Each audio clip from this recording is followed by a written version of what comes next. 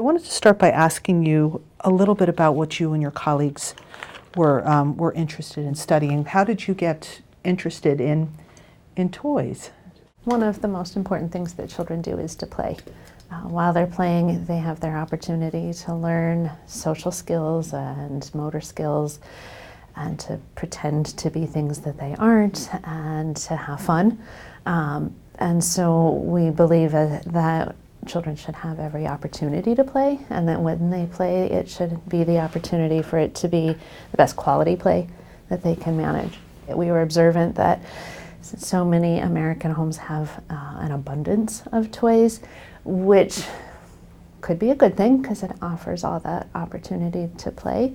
But particularly in early childhood, children are still developing their ability to initiate play and play in a sustained manner that gives them enough time to get all the benefits out of play while being distracted by everything else in their environment. When you say an abundance of toys, did you and your colleagues get an average? How many toys do most of us have? Reports vary, but most American homes have around 100 toys available in the environment for kids to play with. When you're talking about having that 100 toys, do they all come out at once? I think it depends on the home, but they might be. They could be out, and kids aren't limited to playing with toys. So all household objects are fair game for play, so that can add to the amount of opportunity, but it also adds to the amount of distraction. When you're talking about having this abundance of toys and having so much to choose from, you mentioned that could be a good thing, but a distraction, it could also be a bad thing, and can you explain? Little children especially, through their toddler and preschool years, are driven to attend to the things in their outside world. Opportunities to come here and play with this or look at that, chances to learn. But that means that as many things as there are in their environment are as many things as they might get driven to play with. That can become a problem if it interrupts their play, when they stop playing with the thing that they've got in hand to go explore something else, cutting that play opportunity shorter so that they don't have the time to get in depth with their play. Tell me a little bit about how you and your colleagues studied this in your most recent research. How many kids? This was an experimental study. 36 toddlers came to play in our lab. They came one at a time. They all came 2 times each. And one of the times there would be 4 toys available for them to play, and another time 16 toys. And we simply told them you can play for as long as you'd like, and we videotaped them while they played. When you observed those videotapes, what did you see? What did you find? We found that no matter how many toys were in the room, they seemed almost driven to play with every single one of them. They went around the room and explored all of the toys, and then went back to explore them more, to play with them. When there were 4 toys, those play incidences lasted about 2 minutes each, where they'd sit down and look at everything the toy has to offer. When there were 16 toys in the room, those incidences were much shorter, more on the order of about a minute a piece, where they'd pick up the toy, kind of give it a once over, but already be looking at where else they wanted to go, so they'd put it down and go elsewhere. Is it fair to say too many distractions? I think it is. I think that as much as playthings are opportunities, that sometimes less is better. What did these findings suggest then to you and your colleagues? We were thinking that families and child care centers, places that care for little children, might want to be cognizant of the number of toys they have available for the kids to play with. Watch how they're interacting with their environment and seeing if they have enough time to settle down and play with toys from beginning to an end, a natural end point to that play incident before they get distracted to move on. And if there's too many toys, consider putting some of them away for a moment.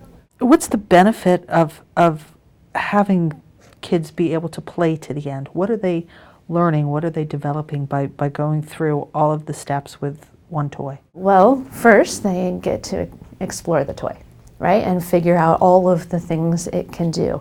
That can support their creativity and their motor ability to use their body in a new way to interact with a toy only because they've discovered some feature that the toy has. And then it lets them create a play scenario where they've decided what they'd like to do with it, and then they get to try it out. And then, importantly, see its results, see how it comes to an end.